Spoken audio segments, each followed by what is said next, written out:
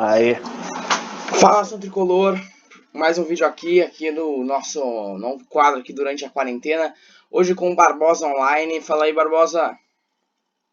olá Cássio, tudo bem? Mais uma vez, é um prazer poder conversar contigo. Sabe que eu sou fã do teu entusiasmo. Eu acho que a nova geração aí do jornalismo esportivo, graças a Deus, vai estar muito bem representada. Obrigado mais uma vez pela oportunidade de conversar. Isso aí, vamos fazer algumas perguntas aí que a gente tem, falando bastante sobre Grêmio, que a gente está precisando, nesse momento que o Grêmio está parado, mas está treinando sem jogos. Vamos lá. Primeiramente, tu teve um grande trabalho, uma passagem muito bacana pela Rádio Pachola. Saiu, né? Mas agora vamos falar a saída, como foi, por quê e como foi esse tempo de trabalho dentro da Rádio Pachola. Cara, a Rádio Pachola, ela surgiu assim, do nada. Na verdade, o contato com o Giovanni Tomé, é um meu amigo há muito tempo. Ele disse, tô lá na Rádio Pachola, a rapaziada tá com um projeto muito legal e eu acho que tem tudo a ver com o teu perfil, porque além do lado rádio, do comunicador, a rádio tem um projeto de começar a criar eventos, né? E como eu tenho esse meu paralelo de entretenimento junto com a comunicação, a gente acabou unindo as coisas e acabei me acertando com a Rádio Pachola. Cara, foi 1 ano e 2 meses de um trabalho muito intenso, do qual eu sou muito grato, porque a Rádio Pachola, ela me deu uma visibilidade gigantesca, cara. O Barbosa antes da Rádio Pachola é um, e o Barbosa pós Rádio Pachola, sem dúvida alguma, é outra. Hoje, a chegada na arena, a maneira que as pessoas te cumprimentam, o povo gremista principalmente, tu já sente uma diferença, né? As pessoas te cumprimentam, te reconhecem. Isso eu sou muito grato a esse canhão que é a Rádio Pachola, né, cara? Antes, do lado de fora, assistindo de fora, eu não tinha noção do caminhão de audiência que é a Rádio Pachola. E em relação à minha saída, cara, simplesmente opcional, tá? Eu acho que eu precisava de um algo a mais, eu estava me faltando aquele dia a dia. Eu sempre fui um repórter aquele mais raiz, como a gente fala no jornalismo, né, cara? Sempre gostei de fazer o setor, de fazer o dia a dia, acompanhar a dupla Grenal no CT, no Luiz Carvalho, no estádio Beira-Rio. Então eu sempre fui um cara que gostava de poder fazer tudo. E dentro da Rádio Pachola eu estava simplesmente focado no Grêmio. Então eu tinha alguns objetivos dentro da comunicação, entre eles era unir as minhas duas paixões, né, profissionalmente. O entretenimento com o samba, com o pagode, com a produção de eventos, e o futebol, né? Porque no rádio eu sempre fiz só futebol, né? E eu tinha esse desejo de poder unir as coisas. Então se criou o meu canal, que é o youtube.com/Barbosa Online. Inclusive, quem ainda não se inscreveu, fica o convite, vai lá no YouTube, o nome é Barbosa Online. Te inscreve, clica no sininho, ativa as notificações e nos ajuda aí a espalhar cada vez mais o nosso trabalho. Então, eu uni essas duas paixões. Estou fazendo algumas lives também pelo meu Instagram, onde numa semana eu falo de entretenimento, na outra o meu convidado é alguém do jornalismo esportivo, um ex-jogador, colega de imprensa daqui, enfim, eu estou unindo essas duas paixões. Esse foi o motivo que eu saí da Rádio Pachola, para tentar me realizar, né, um pouco mais em relação ao que eu tinha de projeto, que era unir o entretenimento e também o futebol. Tranquilo. E outra coisa que deve ser muito difícil, tanto que tu já trabalhou com jornalismo não só de Grêmio, deve ser unir, não, falar sobre assumir o teu Grêmio, o teu fanatismo pelo Grêmio. Como foi essa decisão de falar eu sou gremista, como que foi? Porque eu acho que quando tu teve essa decisão de entrar na Rádio Pachola, teve esse convite, tu teve que assumir o teu fanatismo pelo Grêmio. Cara, eu acho que o jornalismo é o futuro, tá? É o futuro hoje, muito próximo.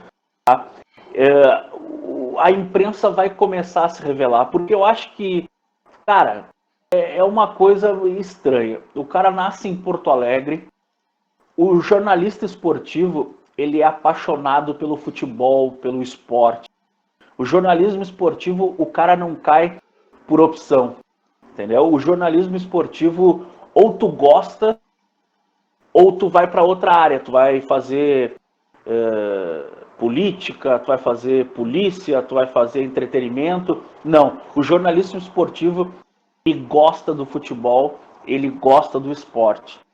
E o cara me dizer que ele mora, nasceu em Porto Alegre e ele não é ou gremista ou colorado, ele está mentindo. Eu acho que na hora que a gente abre o microfone, é a oportunidade que a gente tem de passar credibilidade. Eu, como gremista, e peço permissão à nação gremista para trazer esse dado, essa informação, essa constatação de que eu, no Beira-Rio, eu sou muito bem tratado quando eu vou lá profissionalmente trabalhar. Nunca tive nenhum problema em relação a isso, entendeu? Sim. Mesmo depois de assumir, né, o meu gremismo frente aos microfones. Então eu acho que com credibilidade, na hora que tu abre o microfone, tu ter a sensatez de criticar o Grêmio quando precisa criticar, tu elogiar o Grêmio quando precisa criticar, elogiar o co-irmão internacional, o Colorado, isso não tem problema nenhum. Né? Hoje a gente tem vários exemplos aí de jornalistas que se assumiram. O Alex Bagé, por exemplo, comentarista da Band aqui em Porto Alegre, um grande amigo que eu tenho, sambista também da mais alta qualidade, presidente da ASEG, que é a Associação dos Cronistas Esportivos do Rio Grande do Sul, gaúchos. Ele se assumiu gremista, é o presidente da SEG, comentarista da Band, né, que é uma emissora a nível nacional. Então, tipo, não tem problema nenhum. Abriu o microfone, ele é responsável, ele passa credibilidade. E é isso que importa. E eu acho que o torcedor, o público, o ser humano, aos poucos ele vai começar a entender isso. Que o jornalista esportivo, ele é gremista ou colorado. Aí tem aqueles que buscam o escape e dizem assim, não, o meu clube do coração é o Cruzeiro. O meu clube do coração é o São José, o Zequinha. Entendeu? Eu, particularmente, tenho um carinho muito especial pelo Zequinha, porque o meu pai jogou futebol, jogou no Zequinha, jogou no Grêmio, mas eu não posso dizer que eu sou só Zequinha. Eu sou gremista ou colorado, não tem como não dizer isso. Entendeu? Eu acho que aos poucos a imprensa vai começar a se revelar. Por exemplo, o Guerrinha. O Guerrinha é um colorado. E é um cara que, para mim, é uma inspiração, porque eu gosto demais do Guerrinha no microfone.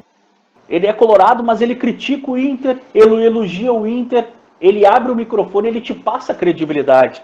E eu acho que é isso que importa. O teu profissionalismo, independente de ser azul ou vermelho. É bem isso que tu falou, porque, por exemplo, vou dar um exemplo do co-irmão, que o cara, pra mim, ele perde totalmente a noção quando ele não critica o time dele, só critica nós. É o Fabiano Baldassi também da Band, e ele perdeu a loucura, já não tem noção do que é o meio termo. Ele só quer favorecer o time dele. Mas falando também que tu falou que eu admiro o Guerrinha, a Rádio Pachola, por exemplo, fez uma live com o Potter, que também é colorado, sumidaço. Então eu acho que sim, eu sou a favor de todo mundo assumir teu time. Porque, por exemplo, vamos pegar lá na Band, tá, o Bagé se assumiu gremista, aquele César Cidade Dias também se assumiu gremista, mas daí a gente vai ver lá aquele programa, o único que não se assumiu esse é o JB. É o único que não se assume. Por quê? Daí É verdade. alguns falam, outras emissoras maiores, eu tenho medo das torcidas organizadas, como a galera vai reagir, vocês vão parar de gostar de mim, meu. Fala do fundo do coração, todo mundo vai entender. Se tu falar sinceramente, todo mundo vai entender teu time. Cássio, o problema da segurança, ela é em Porto Alegre, ela é no interior, ela é no Brasil, ela é no mundo. A insegurança tu vive, tu sendo gremista assumido ou colorado ou não. Tu pode chegar num estádio de futebol, há uma briga generalizada, tu tá próximo e respingar em ti. Sim. Então, é um problema que a sociedade vive.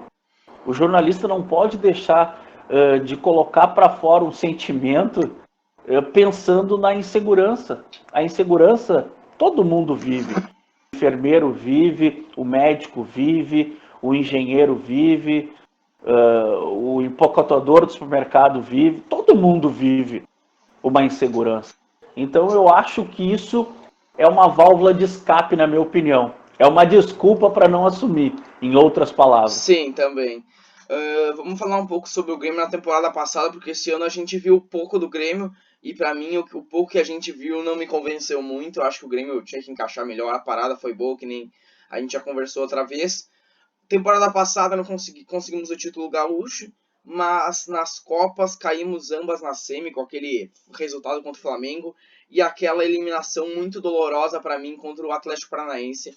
Como tu analisa a temporada do Grêmio no ano passado? Cara, eu acho que o Grêmio ele pecou em detalhes, né? Entre eles, e eu volto a repetir isso, eu falava muito no microfone da Rádio Pachola.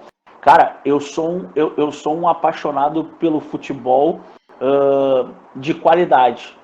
Eu acho que o futebol muito estudado, ele acaba se tornando chato, entendeu? Eu sou daquela opinião aonde os melhores têm que jogar, né? Ah, o melhor da posição tal, tem que jogar. O melhor da posição, tem que jogar. Ah, mas o fulano defende melhor e o ciclano ataca melhor. Então, num jogo contra o Flamengo que tem um ataque muito forte, eu vou botar o fulano de tal porque ele tem uma defesa melhor. Cara, não pode ser assim. Para mim é o raciocínio de um time derrotado, né? Sim. E eu acho que o Grêmio ano passado ele perdeu em todos os detalhes. Nos pequenos detalhes foi onde o Grêmio perdeu. E eu vou ser muito sincero. O Grêmio perdeu 2019 na humildade. Eu acho que faltou um pouquinho de tranquilidade nas declarações, na postura dentro do campo. Eu acho que a humildade acabou consumindo o Grêmio. Ah, mas o Flamengo é um time gigantescamente, financeiramente muito forte. Sim, o Flamengo contratou praticamente quem quis, né? O Grêmio tentou algumas contratações, fez um investimento gigante e não teve o retorno. Estou falando do Tardelli, estou falando do. Viseu. Viseu teve um Estou investimento. falando do André, É, né? Investimento que o Grêmio fez que não teve retorno. Mas isso faz parte, cara. O torcedor, ele às vezes ele tem que ser um pouco mais tranquilo, porque tu pode contratar, por exemplo, o Messi e não dá certo. sim. É difícil não dar certo o Messi? Claro que é difícil o Messi não dar certo, mas pode não dar certo. A gente tem vários exemplos aqui de jogadores brasileiros vendidos para a Europa como fenômenos e estão no banco de reserva na Europa, Sim, sim. né? Então, muitas vezes o futebol ele não faz sentido. Mas eu acho que o Grêmio perdeu 2019 no detalhe, cara. Eu acho que faltou um pouquinho de humildade tanto contra o Atlético Paranaense como contra o Flamengo. Eu acho que contra o Atlético Paranaense, humildade, eu tenho certeza que foi o que faltou. Contra o Flamengo, faltou um pouquinho mais de dedicação e um pouco mais de seriedade também, além da humildade. Eu me lembro que a gente fez um programa lá na Rádio Pachola uma semana antes daquele resultado do Flamengo. E eu falei uma coisa que a gente acabou não concordando e eu sabia que o Renato ia acontecer e ia dar ruim, que era o Paulo Miranda na lateral. E isso eu já tinha. Eu tava na minha cabeça, ele vai botar o Paulo Miranda porque ele vai querer defender, ele vai querer se recuar do time do Flamengo, porque ele vai querer trancar o ataque. Muitos, eu também achava que o Paulo Miranda não era a melhor opção. achava assim, ó, Paulo Miranda é zagueiro. Mas daí ele acabou botando o Paulo Miranda e daí a gente... Aconteceu o que aconteceu. Mas eu sei que tu falou da umidade contra o Atlético Paranaense, faltou muita. Primeiro jogo a gente joga bem, tem chance de golear, de massacrar, de finalizar o jogo ali. Não finalizamos o jogo, levamos pra lá, tomamos pressão. Renato, que nem tu falou, falta humildade, o Grêmio toma um sacode, toma nos pênaltis e perdemos, mas temos esse ano ainda pela frente. Vamos buscar as Copas, vamos buscar o Campeonato Brasileiro, uma vaga na Libertadores próximo ano, Gauchão, vamos tentar também. E é isso aí. Mas tu concorda comigo, Cássio, que a invenção de Paulo Miranda na lateral é falta de humildade? Cara, tu inventar um zagueiro duro, que tá acostumado a chegar duro, dar balão pra frente, que é o perfil do Paulo Miranda, não é um estilo Jeromel que sai tocando. Paulo Miranda é o cara que dá o balão pra frente. Sim. E que evita o gol. Ponto final. Vem fazendo muito bem? Sim, vem fazendo muito bem. Mas inventar o Paulo Miranda na lateral, na minha opinião, é falta de humildade. Sim. É achar que tudo que eu faço, que eu invento, vai dar certo. Então, por isso que eu toco na tecla da humildade. Sem dúvida alguma, o Paulo Miranda na lateral é uma invenção. Exato. É quase a mesma coisa do que eu pegar o Bressan e botar ele no meio de campo e dizer, a partir de agora tu vai ser a nossa cabeça pensante. Então, eu acho que realmente faltou humildade, porque, óbvio, o Grêmio não tinha muitas opções lateral, o Léo Gomes tinha se machucado, mas tinha o Léo Moura experiente, que eu acho que daria conta do recado. Ele não é o mais rápido, ele não é o mais forte, mas o Léo Moura, experiência de sobra. Conhecia o Maracanã, conhecia alguns jogadores do time do Flamengo, eu acho que o Léo Moura ia dar muita experiência para o grupo dentro de campo, e acho que também ia fazer a melhor função do que o Paulo Miranda. Mas sem dúvida alguma. O Léo Moura é um lateral de ofício, é um cara experiente, é um cara que conhece o estádio do Maracanã, é um cara que conhece a torcida do Flamengo. Mas não tem 100% de preparo físico para 90 minutos, não tem problema. Bota os primeiros 45 minutos, bota mais 15 do segundo tempo, resultado praticamente resolvido ou encaminhado, aí sim tu pode fazer uma invenção, mas durante o jogo. E não sair com o Paulo Miranda e deixar o Léo Moura, um cara de ofício, da profissão, da posição, no banco de reservas com o Maracanã lotado.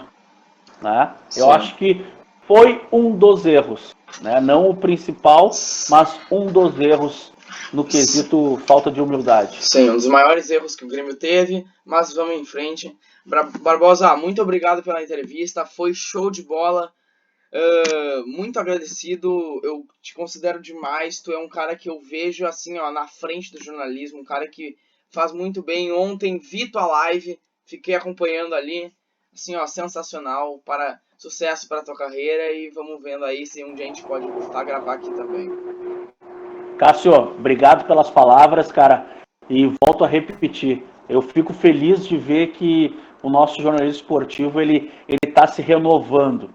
Existem pessoas interessadas pelo jornalismo, é isso que nos faz e nos mantém, né, com alegria. Muitas pessoas acham que o nosso jornalismo é aquele glamour, né? O cara aparece na televisão, o cara fala no rádio, o cara escreve no jornal, o cara é um fenômeno. Não, a nossa vida ela é sofrida, né? Ela é corrida, muitas vezes a gente abre mão, né, de final de semana com a família, com um filho pequeno, enfim, e ver que tu é um cara entusiasmado com o nosso jornalismo, me deixa muito feliz, cara. Eu fico à disposição, viu? Sempre que tu tiver de bobeira, quiser bater esse papo descontraído aí, ó, chama o Gordinho e a gente bate esse papo, tá bom? Isso aí. Seguem aí no canal, sigam o canal do Barbosa no Instagram e no YouTube e sigam a gente também. É nóis. Falou, rapaziada.